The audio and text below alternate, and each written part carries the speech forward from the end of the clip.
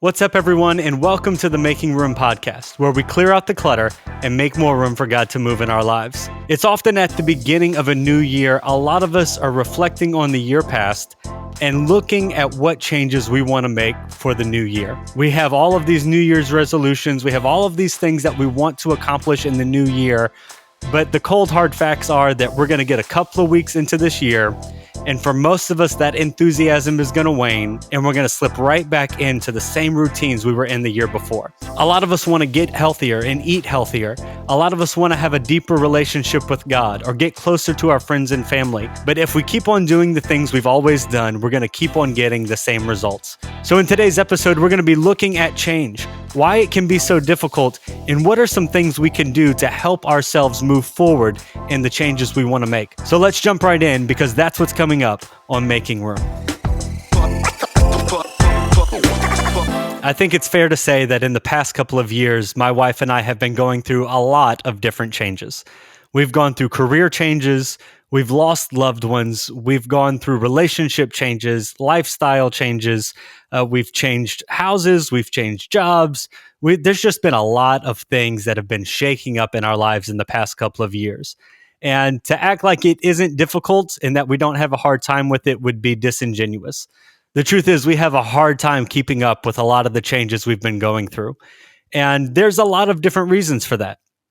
One, I've discovered researching change is actually just really hard for humanity in general. Turns out that our brains are wired to find routine and to keep doing the same things in the same way. You have a spot that you put your toothbrush, a spot that you put your toothpaste, and that's just where it goes, right? You don't think about it. You don't have to consciously put them in that spot. It's just how it happens. It's the same thing for a lot of things in life. If we're not careful, we fall into routines of eating a really poor diet. And we don't have to work hard at eating poor. We just do it naturally. We fall into some really bad habits at our job, and we get lazy, and we get a little too complacent. We get too complacent in our relationships. We get too complacent with a lot of different aspects of life. And it's not just our fault. The truth is that all of humans have the same problem internally. Our brains want to find the easiest path and do that consistently. It's not that we're just lazy. It's not that we just make bad choices. It's literally that our brains are telling us this is the easiest thing to do to get by, and this is what you should do from now on. And so for any amount of change that we want to make, we first have to address the elephant in the room, is that humans don't like change. We don't like uncertainty. We don't like to have to take the hardest path. Most of us want to take the most easiest path possible. It's something that we all deal with. It's something that we're always going to deal with. And so the best that we can do is learn to overcome this challenge. We've got to get rid of the notion that we can just adapt to change and then we'll always be ready for more change. It's just not true. In fact, you can see this throughout history. Some of the biggest disruptors in any industry over time will then become the very people that need to be disrupted. Right? You'll have this big technological breakthrough. And then if that company's not careful, they will be the one holding technology back rather than pushing it forward like they once used to. Because it is human nature to resist change. Once we find a path that works for us, we want to keep on going down that path. But that path will also really lead us to some destructive places. Because what works at one time in life will not always work for the rest of our lives. It may have served us well in one season, but in another season, it could be really detrimental. There's this analogy that I heard of a man who was standing on one side of a river and there was a lot of danger that was chasing him, and he had to find a way to get across. So he grabs a bunch of logs and he puts them together, he ties them together, and he hops on this raft and he paddles with his hands and feet and gets across to the other side of the river to safety. He finally made it across after a lot of struggle, and then he decides, you know what, I might need this raft again later. So he straps it to his back, and he starts out on foot across a journey on land. And he comes up to this forest, and he decides that he's going to go, this is the easiest path to go, he's going to go through this forest, but he's got this raft still strapped to his back. And this big raft is bumping into all of the trees and getting caught on tree limbs and getting caught in the bushes. And it's just making his journey near impossible to move forward because this big raft keeps getting in the way and keeps him from getting through the forest easily. He's got to make a decision now. Am I going to let go of what was once really useful to me and I needed to have it so that I can move forward? Or am I going to keep on trying to struggle through this forest with this big, heavy raft strapped to my back? That's something that we all have to decide at some point. There's something in your life that was once really useful to you, and it helps you get to a place of safety. But now you're headed into a new season of life, and you've got to make a decision. Am I going to keep this heavy raft strapped to my back? Am I going to keep this job that was once really good for me strapped to my back when I know it's time for me to seek a new job, find a new career? Am I going to keep holding on to this relationship that has become really toxic, even though it was once good, or am I going to let go of it? Am I going to start making the changes I need to make? Am I going to keep on eating unhealthy because it was easy for me at one time, or do I want to live a long and healthy life and begin eating healthier? Are we going to let go of the raft that is keeping us from moving through life on our journey? Or are we going to keep on trying to hold on to things that were once useful? They're just not useful anymore. It's often that it's the uncertainty of what if I need this raft again that keeps us holding on to it. In fact, there was a study done, and I love this study. It was so interesting. They put a group of people in a room and said, you all have to push this button, and there's a 50-50 chance that you'll be shocked when you push it. And so they measured everybody's anxiety levels and stress levels, and obviously it was through the roof because who wants to get shocked, right? But then they had another group that they hadn't come into the room, and they told them that there'd be a 100% chance that they'd be shocked when they pushed the button. And did you know that the stress and anxiety levels of that second group were much lower than the first group? The uncertainty of would they be electrocuted caused so much more stress and anxiety than if they would have just known that I'm about to be shocked. I'm about to be electrocuted when I hit this button. It's the same for our lives. We so crave certainty and knowing what will happen that when we're caught in a circumstance where we don't know what will happen, our stress and anxiety just goes through the roof. We just our human nature does not like uncertainty. It's something that we have to constantly fight against. And so, one of the keys to really finding a way forward through life and making the changes that we want to make and begin developing the new habits that we want to develop is not just adapting to the idea that I need to change and change habits and put some effort in, but it's also that I have to be okay that I'm going to go into a situation where I don't know the outcome. It's possible that I exercise and eat healthier and I still am dealing with sickness and I'm still not as physically fit as I'd like to be. It's possible that I'll put a lot of effort into this relationship and this relationship still won't work out. There's going to be a level of uncertainty no matter what goal you're trying to accomplish. No matter what part of your life you're wanting to change, there's going to be some uncertainty in it. And we've got to learn to be okay with uncertainty. And this is a big part of our faith, right? As we are learning to trust God and walk with God and follow his direction, he often leads us to some places where we don't know the outcome. And there's just no way to know, right? Only God knows what's going to happen. And a lot of times when God is leading you, it just doesn't even seem to make sense. Like, how is this possibly going to create a life that is good? How is this possibly going to create a life that I want to lead? But we have to learn to trust him and have faith in his plan through all of the uncertainty and all of the questions and all of the what ifs. And I just want you to know that there's nothing wrong with you for not liking change. Most of us don't. And there's nothing wrong with you for not liking uncertainty. In fact, I'm pretty sure all of us don't. All of us want to know what's coming next so that we can prepare ourselves for it. But if we want to push forward with a new goal, if we want to achieve something greater than we're achieving right now, whether that's in our physical bodies, in our spiritual lives, in our relationships, we're going to have to take some risk. We're going to have to go into an area that we don't know what the outcome's going to be. We just have faith that God's got the outcome under control. I've heard this many times, and I'd say it's pretty true, probably for all of us, but definitely for me.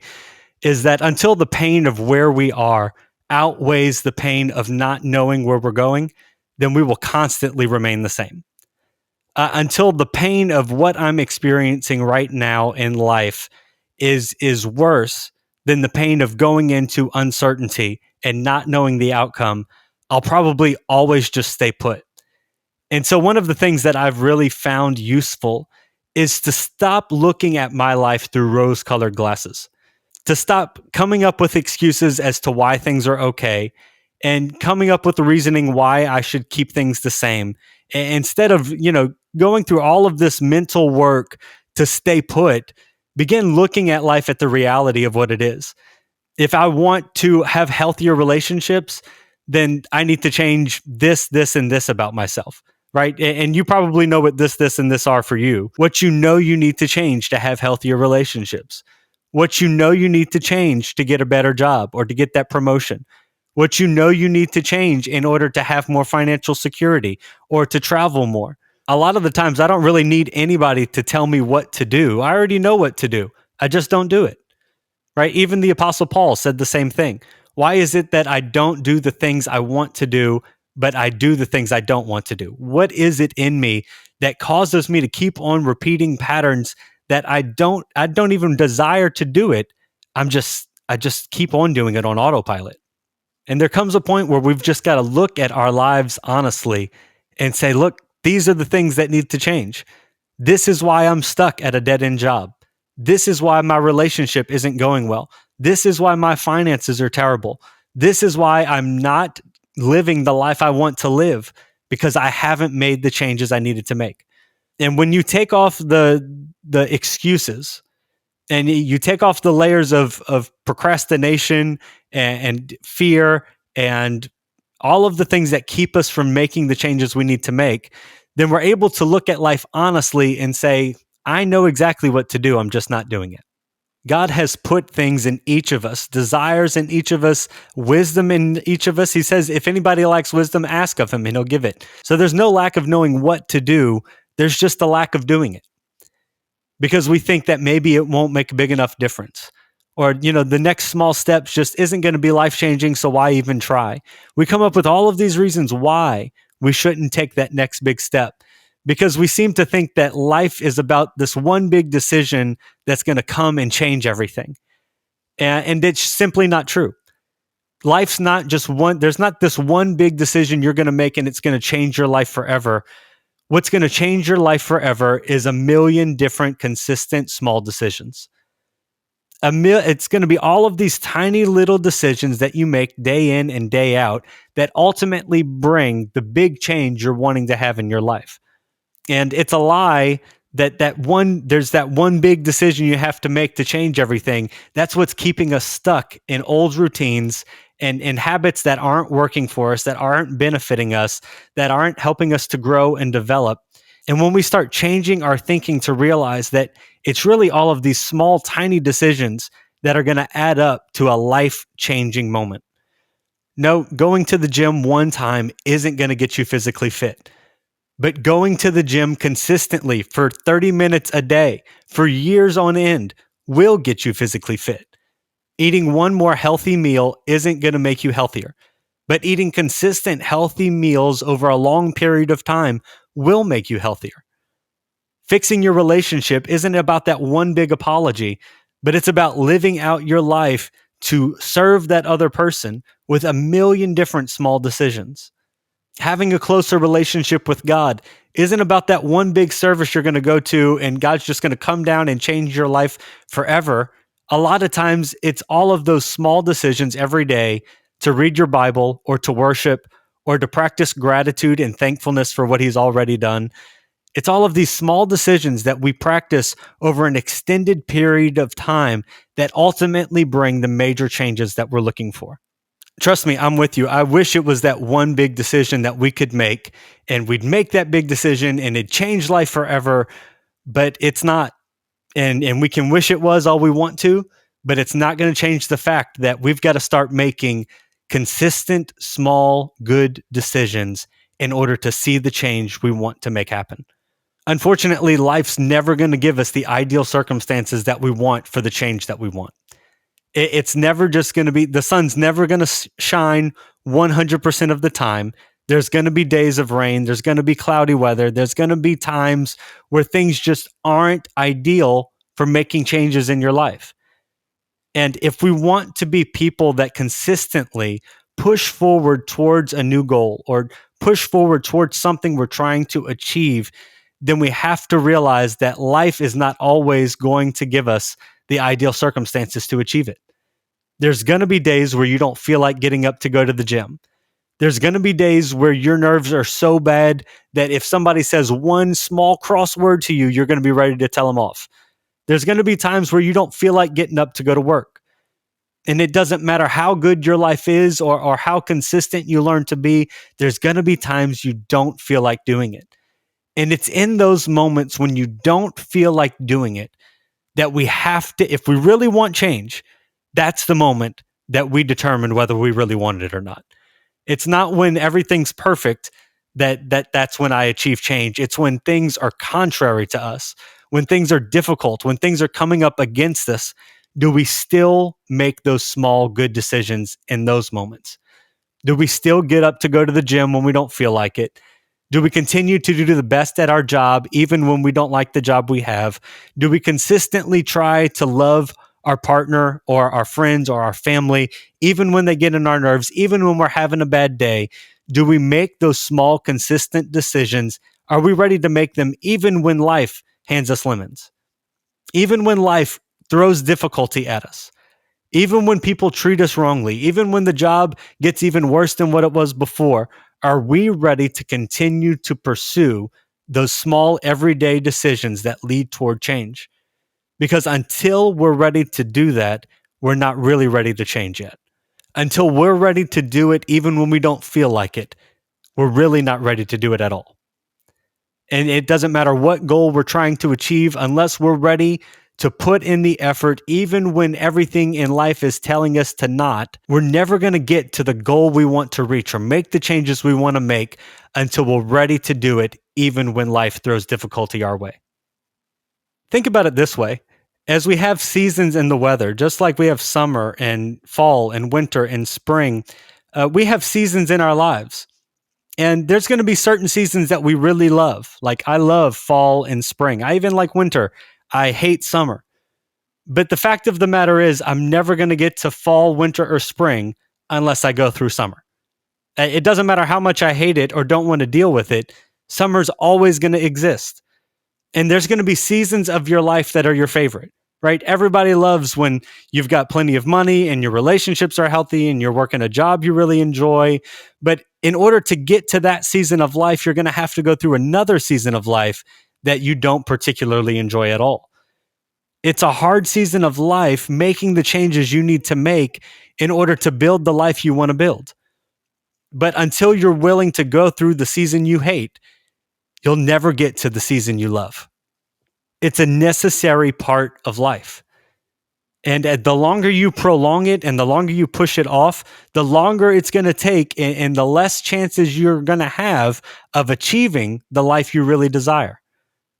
The more you put off going to the gym, the further down the road your physical fitness is coming, right? The further you put off eating healthier, the furthest your weight loss is going to come to pass. The more you put off loving the other person and bearing with their inadequacies, the further down the road your good relationship is coming. You've got to learn to go through some things that you don't want to go through so that you can get to the things you really enjoy. One of the things you can really do to help in overcoming this is to think back on times in your life where you were going through stuff that you really didn't want to go through, right? You just were going through heartache, you were going through difficulty, maybe you lost a loved one, maybe you lost a job, maybe there was something going on that was causing a lot of pain in your life. And think about how you got through that time. Think about how God was with you. Think of how he provided for you. Think of how you've gotten into this next season of life. And although that season of life, you still look back as it was painful, this new season of life is something you're really enjoying. Oftentimes we think when we're going through difficulty that it's just going to be that way forever. There's just this feeling of permanence, like it's never going to change. But as we reflect back on life, all of the difficult things that we've been through have come and gone at some point. And if it hasn't gone yet, it's going to at some point because seasons come and go. There's a time for everything, right? Scripture says. So nothing that you're dealing with now is always going to be this way, good or bad.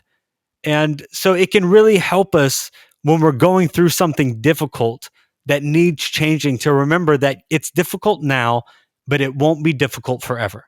It's really hard right now, but it's not always going to be really hard. And I might hate this at the moment, but later on, it's going to bring some good fruit into my life. Another thing that I do that I think might really help you is to think of your life from a third person perspective, almost as if you were giving someone else advice when they're going through the exact same thing you're going through. So if you're dealing with starting a new job and the uncertainty that goes with that, think of it from a third person of what advice would you give to somebody that was starting a new job? What would you tell them? How would you encourage them? Would you tell them that it's not going to be new forever and that they'll learn the job and it'll get better? Would you tell them that, hey, jobs aren't permanent and if you wind up hating it, you can always get another one? Or would you reinforce that, yep, you're going to be stuck at this job forever and it's always going to be terrible and there's nothing you can do to change it? No, you'd probably be gracious and you'd encourage them and you'd find things that would help them move past the point that they're stuck on. Or if you were giving advice to someone that had lost a loved one or was dealing with relationship problems, what grace and compassion would you show them? What encouragement would you give them? And what practical steps would you give them to get into the next phase of life?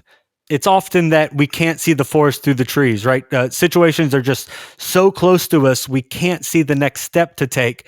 But when we look from a different perspective, it often gives us the answers that we're looking for. So I just want to encourage you that you're not alone, that a lot of us see changes we want to make or need to make in our lives, but we fail to do it. And we are fighting genetics and things that are happening in the human brain that are happening to all of us. You're not alone in your struggle for change, but there are decisions that we have to make. And it's not just one big decision. There's a lot of small decisions we have to make every day to pursue the change we want to see in our lives.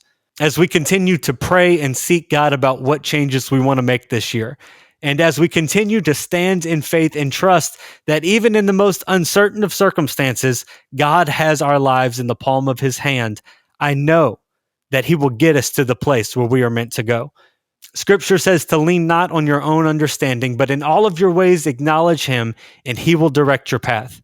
So this year, as you are pursuing changes for your life, things to make your life better, remember that God has everything under control. Even when we don't know what step to take, even when we are so filled with uncertainty and anxious and stressed out, when we learn to depend on God, when we learn to take the steps he's telling us to take, even when it doesn't make any sense, he brings us to a place of blessing and to a place of prosperity. So as you continue into this new year, remember that you're going to have to make 1,000,000 small decisions to keep on pursuing the change you want to see.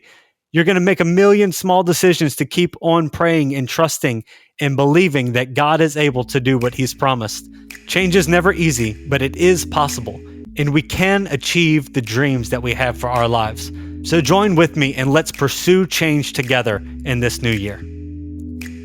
Thank you so much for listening today. I hope that you found a lot of value in this episode. If you did, do me a favor and share it with a friend or a family member. Also, don't forget to hit the like, subscribe, or follow buttons so that you continue to get updated when new episodes are released. I appreciate you all so much, and I look forward to being with you again next week as we continue making room.